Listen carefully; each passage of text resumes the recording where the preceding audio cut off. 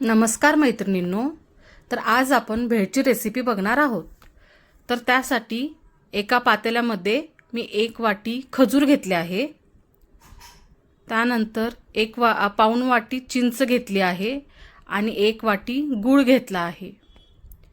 आणि त्याच्यामध्ये मी साधारणतः 2.5 वाटी पाणी घातले आहे. आता हे सर्व गॅसवरती 5 ते 7 मिनिटासाठी मोठ्या गॅसवरती उकळून घ्यायचे, म्हणजे खजूर आणि चिंच मऊ होईल आणि जो आपण गूळ घातला आहे तो गूळ काय होईल, त्या पाण्यामध्ये वितळून जाईल. तर चमच्याने हलवून बघायचं थोड्या वेळाने, आणि असं वाटलं की खजूर आणि चिंच मऊ झाली आहे आणि गूळ वितळला आहे तर गॅस बंद करायचा आणि हे सर्व थंड होण्यासाठी ठेवून द्यायचे.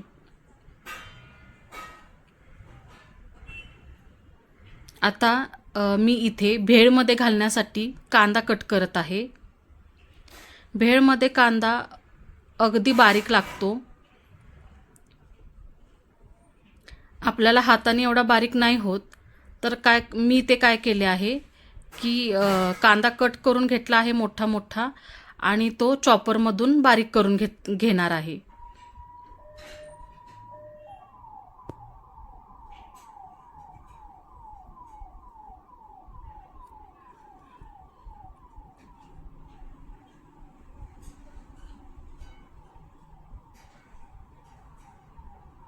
तर इथे मी चॉपरचा यूज करत आहे.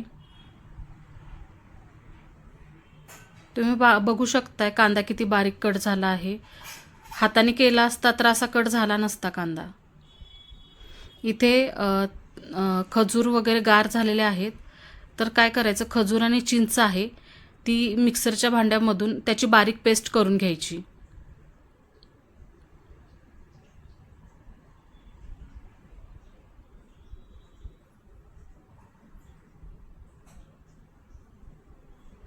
आणि ही केलेली पेस्ट आहे ती परत त्या पाण्यामध्ये मिक्स करायची.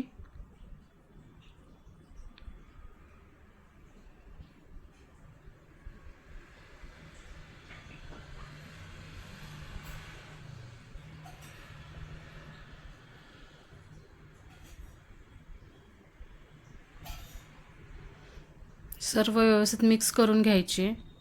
त्याच्यामध्ये थोडं पाणी ॲड करायचं. इथे मी कोथिंबीर बारीक चिरून घेतली आहे.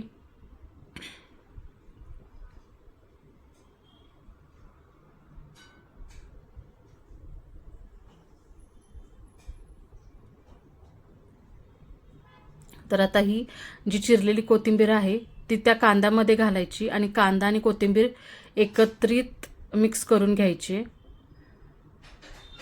त्यानंतर जे आपण मिक्सरमधून काढून घेतले आहे तर त्याच्यामध्ये इथे मिरची पूड आणि चाट मसाला घातला आहे. आपल्या आवडीनुसार किंवा तिखटानुसार हवा असेल तशी मिरची पूड घालू शकता.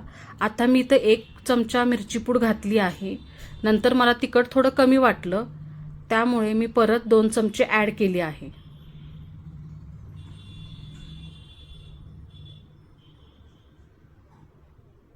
थोडंसं मीठ घालायचं चवीनुसार.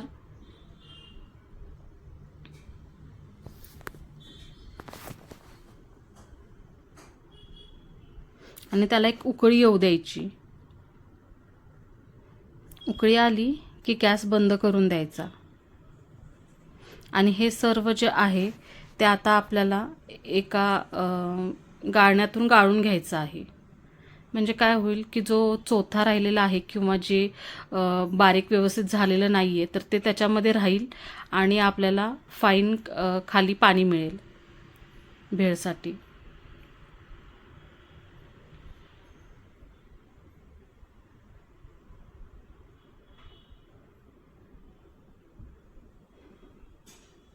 तर अशा प्रकारे आपण सर्व जे आहे ते गाळून घेतलेलं आहे.